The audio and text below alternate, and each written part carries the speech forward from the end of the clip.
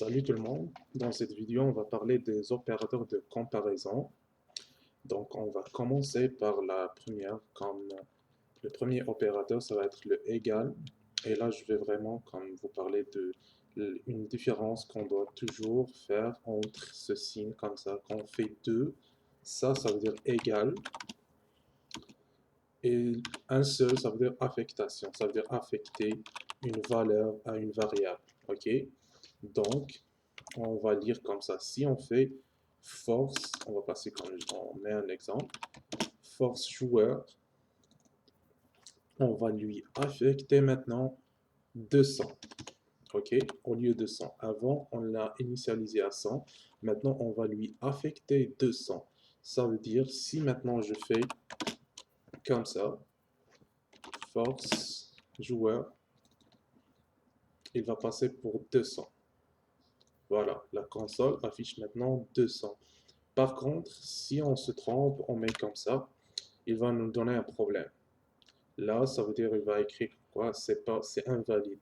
Ça veut dire égal. C'est pas, on peut pas vraiment faire force joueur égale à 200. OK?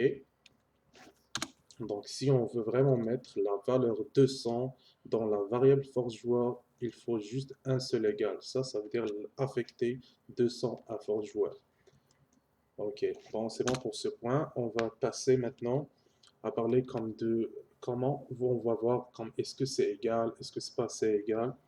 Et dans ça, je vais pour vous parler des booléens parce que je vais faire un autre cours qui est vraiment spécialisé juste pour les booléens. Pour le moment, un booléen, genre, ça veut dire, il va juste donner, si on fait boolean, désolé, ok, une variable de type booléen, on va la mettre comme, on l'appelle win, ok. Là, elle, genre, il va prendre soit false, soit comme true. Ça veut dire soit vrai, soit c'est faux. Toujours le win va prendre ça.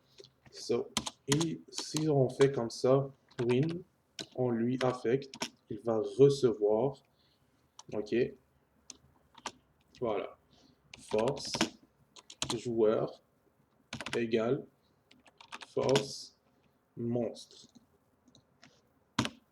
Qu'est-ce que ça veut dire ça? Ça veut dire si la force du joueur égale la force du monstre, ça veut dire comme si c'était vrai vraiment, on va donner à la variable win la vraie.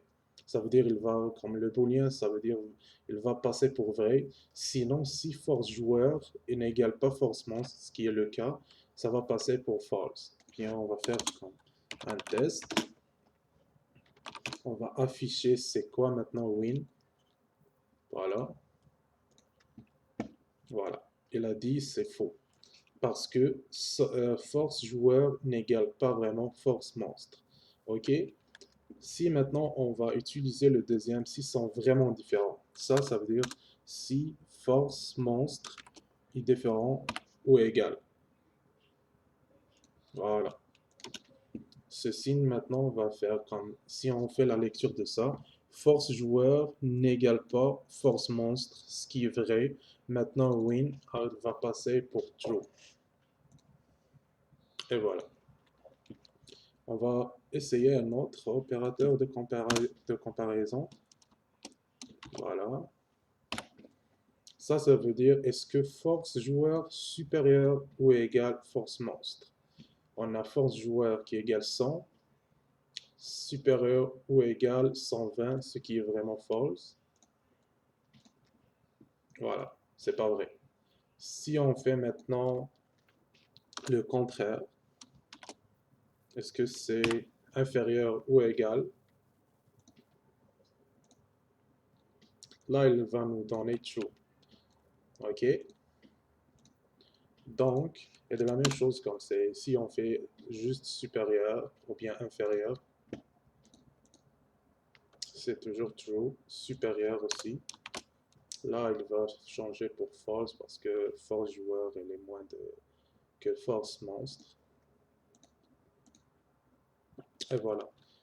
So, comme vous voyez vraiment, quand pour les opérateurs de comparaison, on les utilise vraiment très très souvent dans la programmation de Java. Fait que je vais vous laisser des commentaires et des petits exercices. Comme ça, juste il faut s'entraîner un petit peu et savoir comment les manipuler. C'est tout. Bon, à la prochaine vidéo et merci beaucoup.